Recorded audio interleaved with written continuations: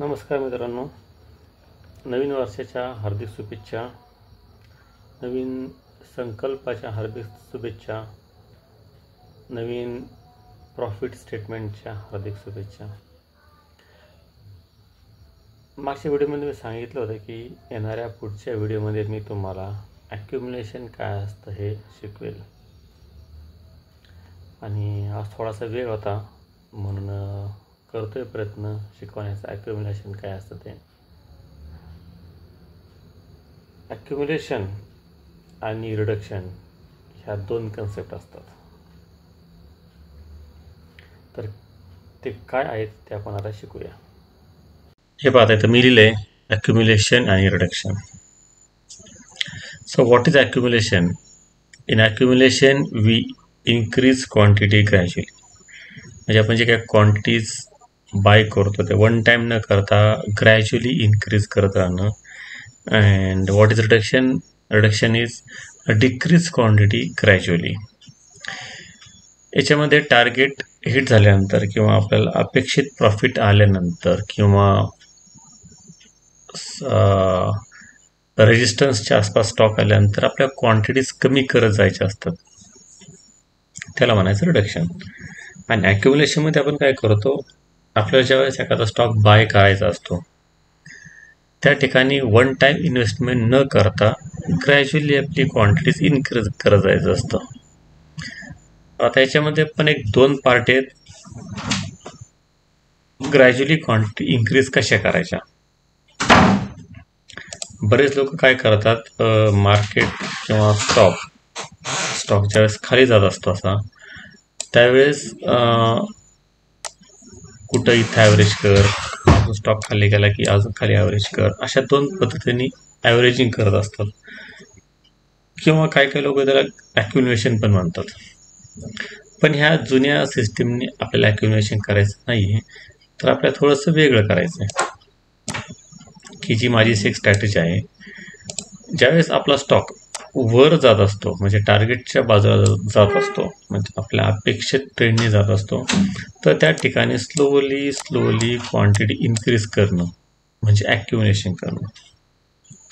ह्या सिस्टीमने आपल्याला ॲक्युम्युलेशन करायचं आहे.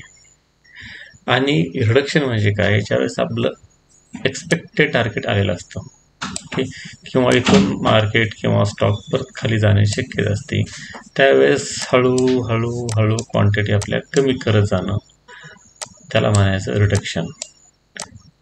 ह्या दोन मेथड आहेत, त्या आपण थोड्याशा आता पुढे अजून डीपमध्ये पाहूया.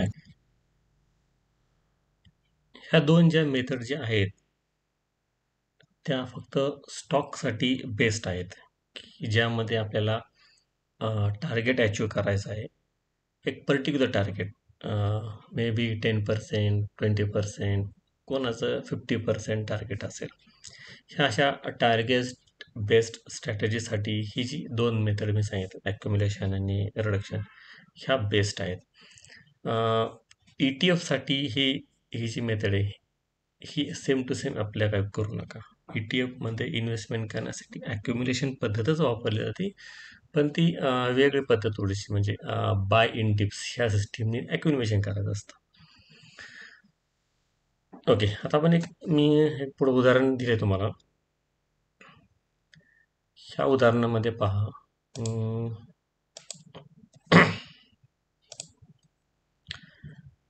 एक मी हायपोथेटिकल एक्झाम्पल घेतले.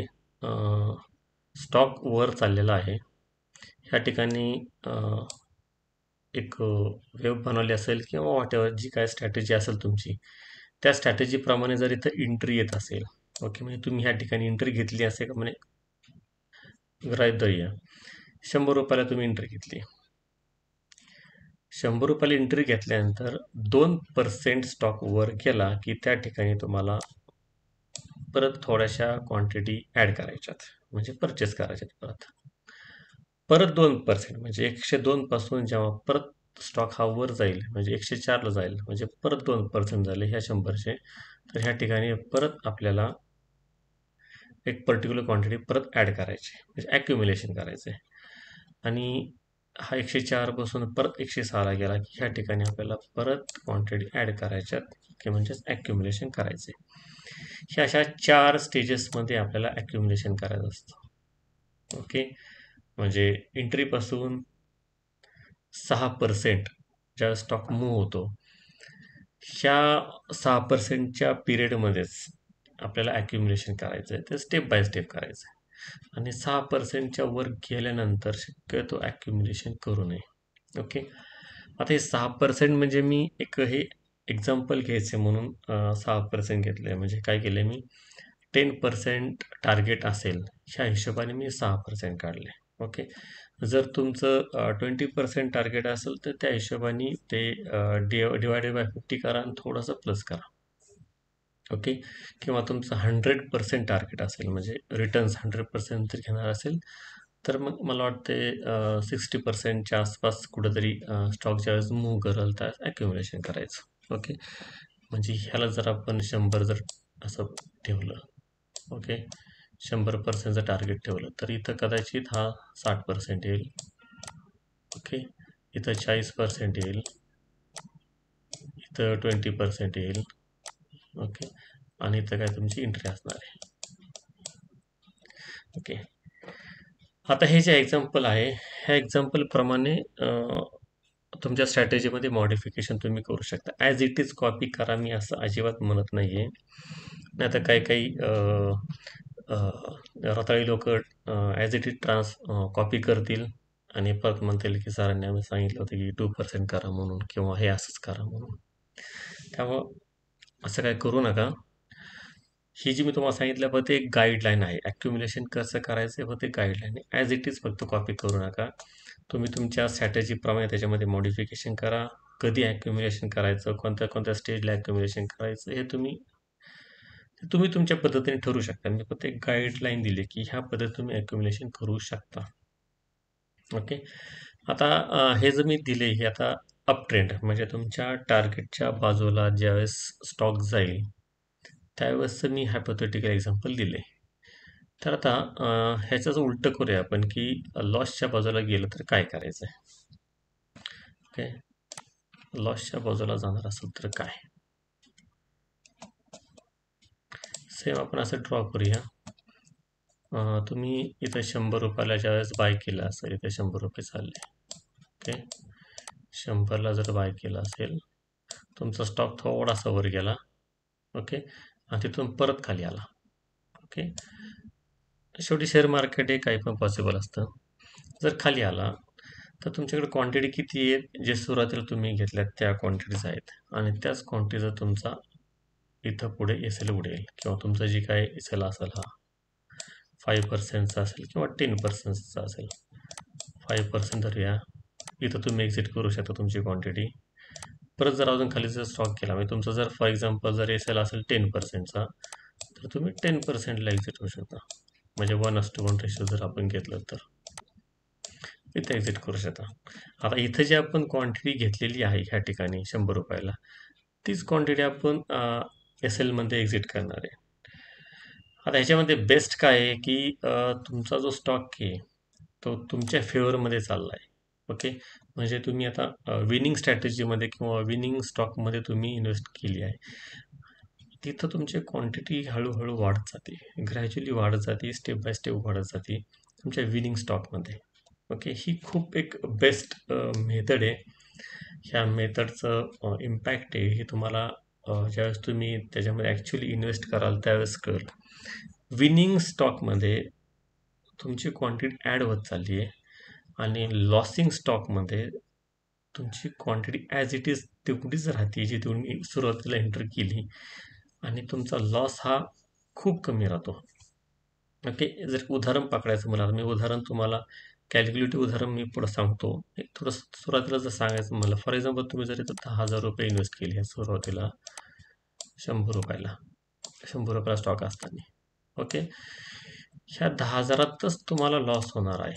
ओके, जो तुमचा काय 5% किंवा 10%चा एस-एल उडणार आहे तो हा 10,000चा असणार आहे. ओके, म्हणजे मॅक्झिमम तुमचा 500 किंवा 1,000 रुपये तुमचा लॉस होईल. पण ज्यावेळेस हा स्टॉक कन्सिडर करा, ह्या ज्यावेळेस तुमचा स्टॉक हा असाच वर जाईल, 100 रुपयापासून वर जाईल, तर तुम्ही ह्या 10,000तनं परत तुम्ही काय करणार आहेत, परत 10,000 रिइन्व्हेस्ट करणार आहेत. ओके 2%ला. मगाशी मी जे दाखवत असतं बरोबर. त्याच्यानंतर परत तुम्ही वर गेले की अजून 10,000 इन्व्हेस्ट करणार आहे. म्हणजे तुमचा स्टॉक टार्गेटकडे चाललाय आणि त्यावेळेस तुम्ही क्वांटिटी ॲड करत चाललाय. ओके, म्हणजे विचार करा 10% जे तुम्हाला टार्गेट मिळणार आहे हे विथ किती म्हणू आपण त्याला 4 टाइम्स क्वांटिटी तुमची जास्त असणार आहे. आणि ज्यावेळेस तुमचा स्टॉक एसएलकडे जाणार आहे त्यावेळेस तुमच्याकडे क्वांटिटी खूप कमी असणार आहे. हे फक्त 10,000 अमाऊंट असतात, एवढीच क्वांटिटी असणार आहे. कदाचित ते तुम्हाला सुरुवातीला समजेल की नाही मला सांगतात नाही, पण ज्यावेळेस हे तुम्ही ॲक्च्युअली इम्प्लिमेंट कराल तुम्हाला ह्याचा इफेक्ट किंवा ह्याचे रिटर्न्स खूप बेस्ट मिळतील. आता थोडंसं आपण अजून पुढे जाऊया की कसे कसे इन्व्हेस्ट करायचे. काय तरी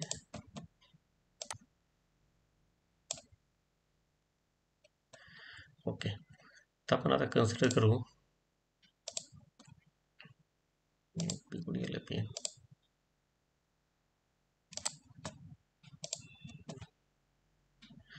इथं तुम्ही 100 रुपये काय होते असं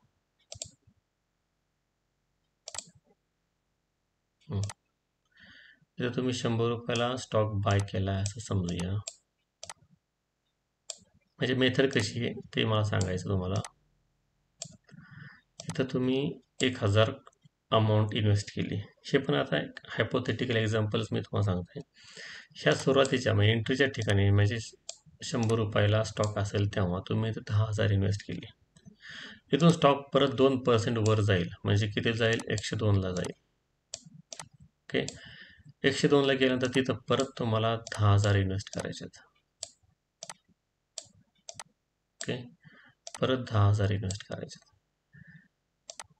इथून स्टॉक परत 104ला गेला, म्हणजे परत 2% वाढला, तर तुम्हाला परत 10,000 इन्व्हेस्ट करायचे आहेत.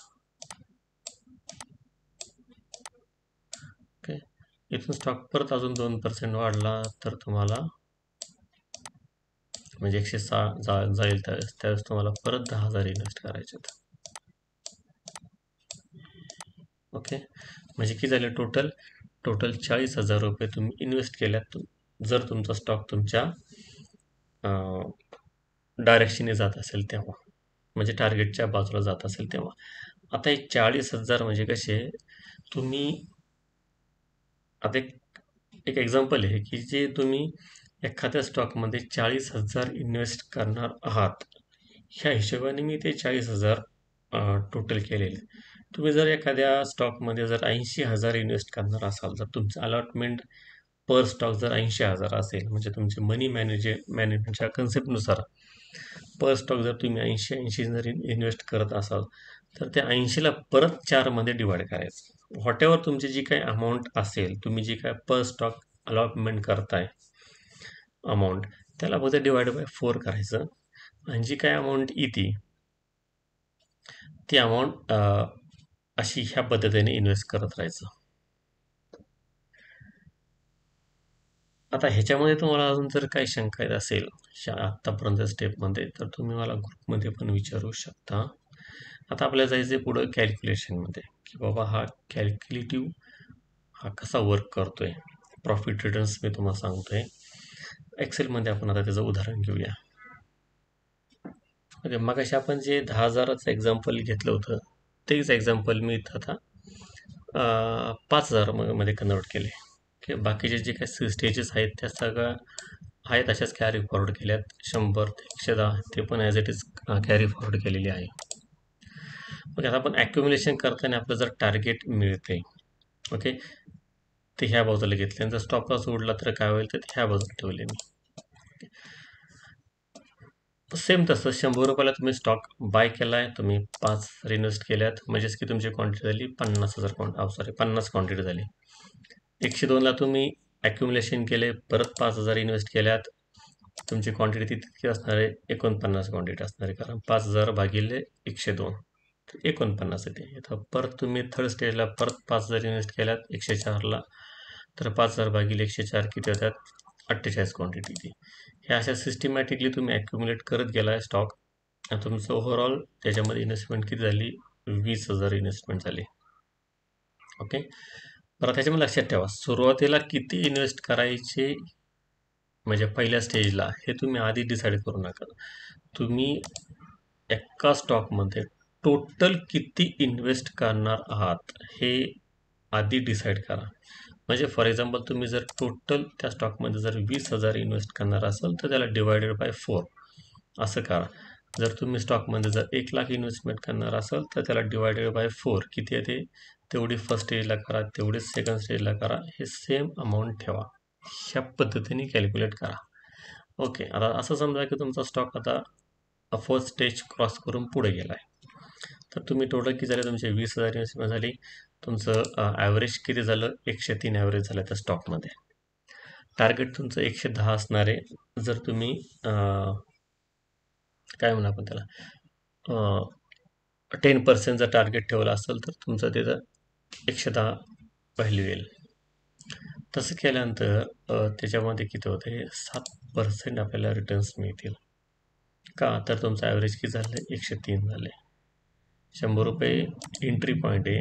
लास्ट तुमचं स्टेज 106 आहे. तिथून जर पुढे कॅल्क्युलेट केलं तर ॲव्हरेज 103 येतं. 103पासून 110 जर पाहिलं तर 7% आपल्याला रिटर्न्स मिळतात. ओके. आता ह्या 7% किती होणार? 20,000वरती 7% म्हणजे 1,400 रुपये तुम्हाला प्रॉफिट झालं इथं. ओके. हे झालं ॲक्युम्युलेशन, म्हणजे जर तुमचं टार्गेट मिळलं तर. आता ह्या सिस्टीमला स्टॉपला जर उडला तर काय होऊ शकतं तेच आपण आता कॉन्सिक्वेन्सेस पाहूयात. सुरुवातीला आपण 100 रुपयाचा स्टॉक बाय केला आणि तिथून जर स्टॉक खाली गेला, म्हणजे जिथं 100 रुपयाला बाय केला तिथूनच खाली गेला अनफॉर्च्युनेटली, तर तुमचा तिथं लॉस किती असेल? 250 रुपये. तर का?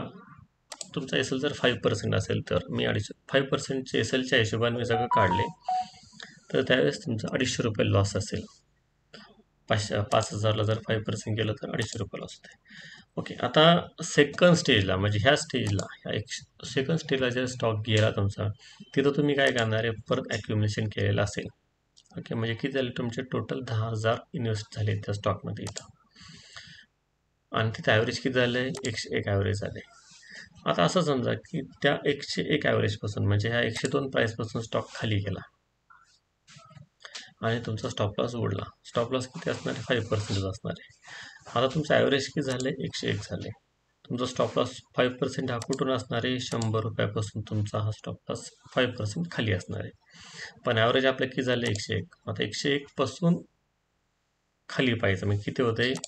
आपला इथे 1% वाढला, म्हणजे तुमचा टोटल स्टॉप लॉस किती झाला? 6% स्टॉप लॉस झाला.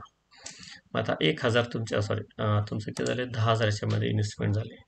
म्हणजे हे 5,000 हे 5,000 म्हणजे किती झाले? 10,000 इन्व्हेस्टमेंट झाले.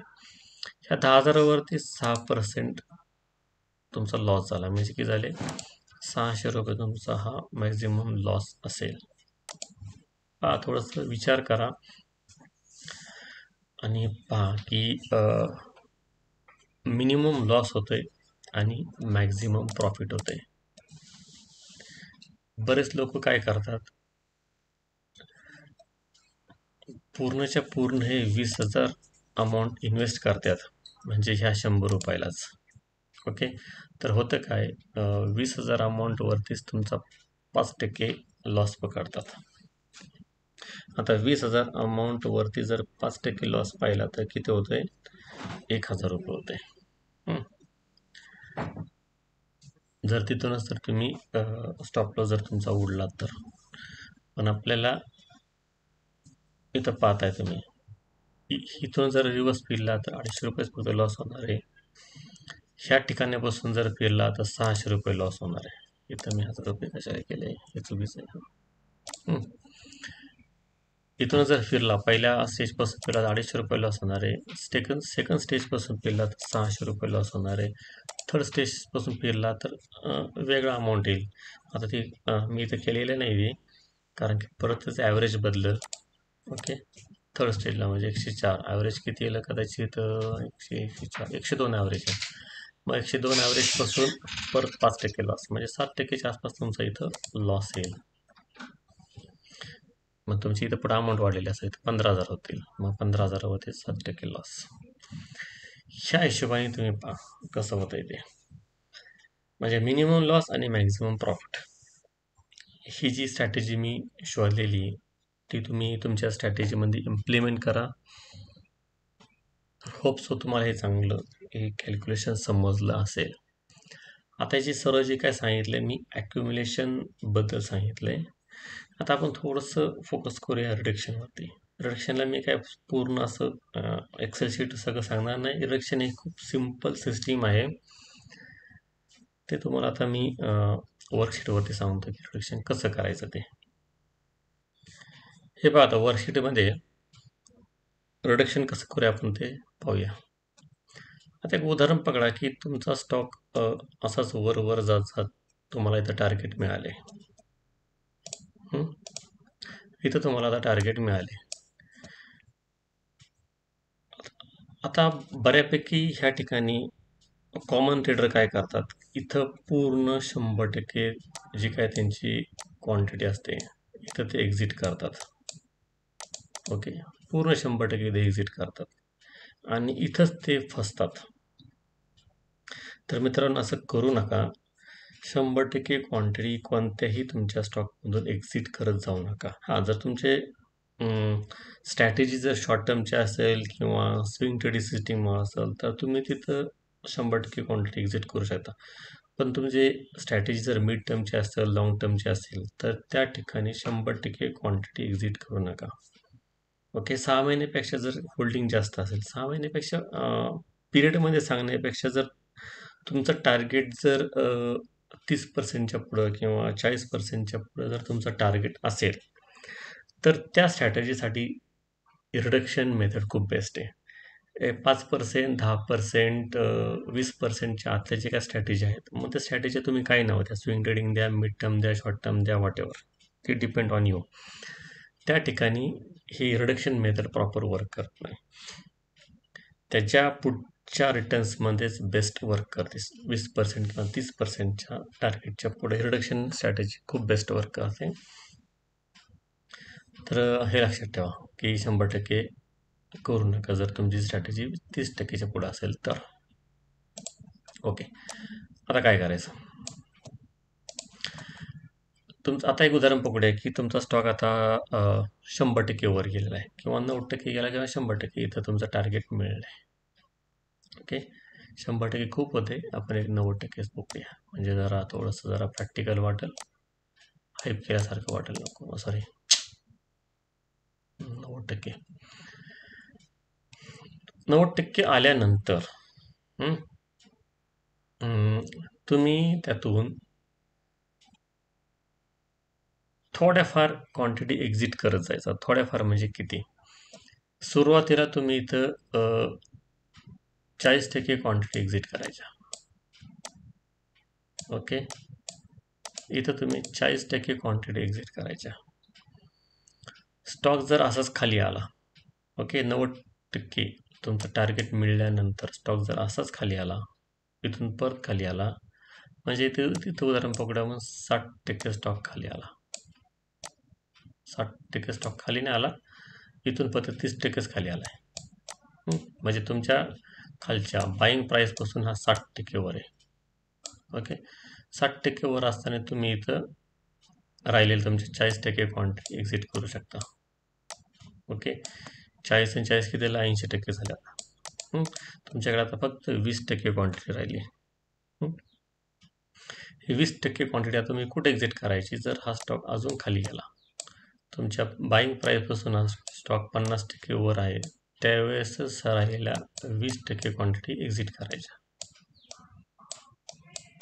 ओके, किंवा तुम्ही याच्यामध्ये तुम्ही तुमच्या प्रकारे मॉडिफिकेशन करू शकता.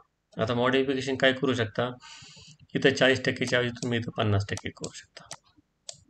ओके, इथं तुम्ही 50% करू शकता. दुसरं मॉडिफिकेशन काय करू शकता, हा जो मी 60% खाली आल्यानंतर सांगितलंय तिथं तुम्ही 80% करू शकता बाईंग प्राईसपासून. ओके, तुम्ही तुमच्याप्रमाणे करू शकता. ओके, आता ह्याच्यामध्ये अजून दुसरा बेनिफिट काय ते मी पुढे सांगतो. हे आता हे रूल्स काय आहेत, बेनिफिट म्हणण्यापेक्षा रूल्स काय आहेत.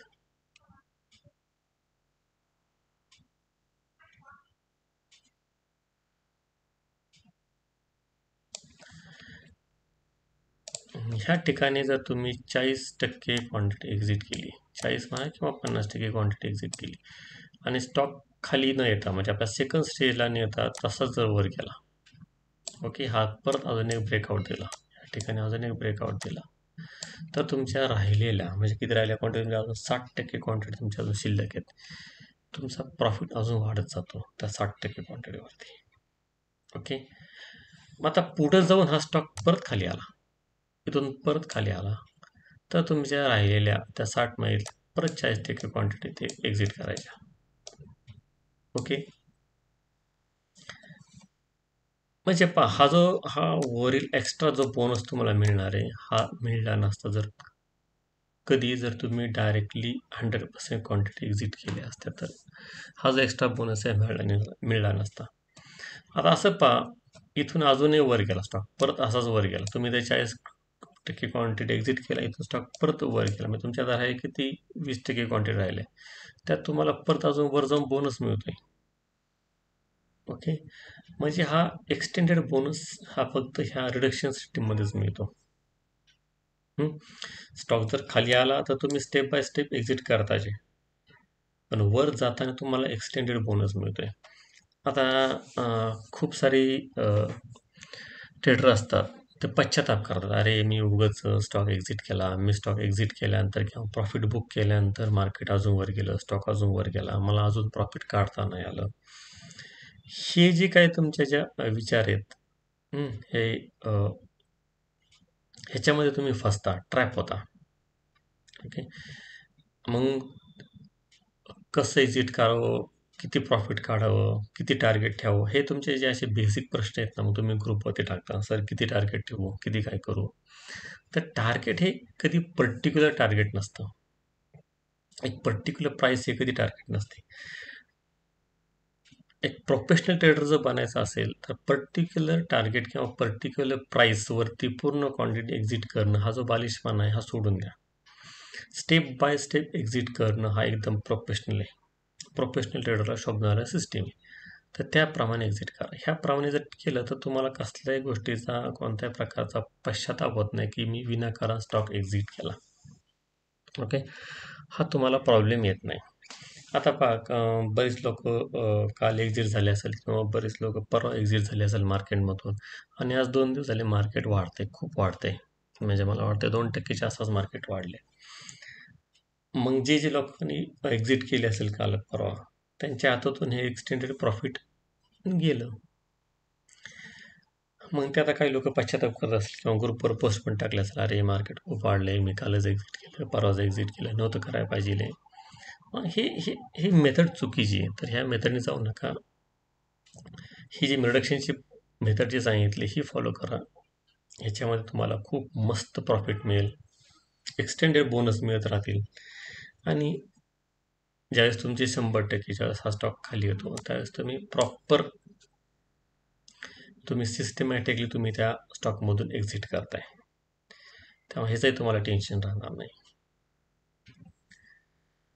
आता होप सो, मी अशी अपेक्षा करतोय की तुम्हाला आता हे रिडक्शन आणि ॲक्युम्युलेशन मेथड चांगली कळाली असेल, तर ह्याला ॲज अ गाईड म्हणून तुम्ही ह्या सिस्टमचा वापर करा तुमच्या स्ट्रॅटेजीमध्ये. आणि ही जी काही मी सिस्टीम जी सांगितलेली हे फक्त स्टॉकसाठी बेस्ट आहे, ETF साठी ही बेस्ट नाही आहे. ETF वेगळ्या प्रकारे फॉलो करायचा असतो, त्याच्यामध्ये फक्त ॲक्युम्युलेशन करायचं असतं. मग ETF तुमचा खाली पडतोय का वर जातोय हा विचार नसतो करायचा, एक स्टेप म्हणजे पर्टिक्युलर पिरियड नंतर त्याच्यामध्ये अमाऊंट टाकत जायची असते. जर डीप घेतला असेल मार्केटने, अचानक फॉल झाला असेल, तर त्या ठिकाणी अमाऊंट जास्त टाकायची असते. म्हणजे काय, जर उदाहरण जर पाहिलं गेलं, पण आता उदाहरण लगेच सांगतो, म्हणजे चालू मध्येच उदाहरण सांगतो, आता परत त्यासाठी मला वेगळा व्हिडिओ बनवावा लागेल.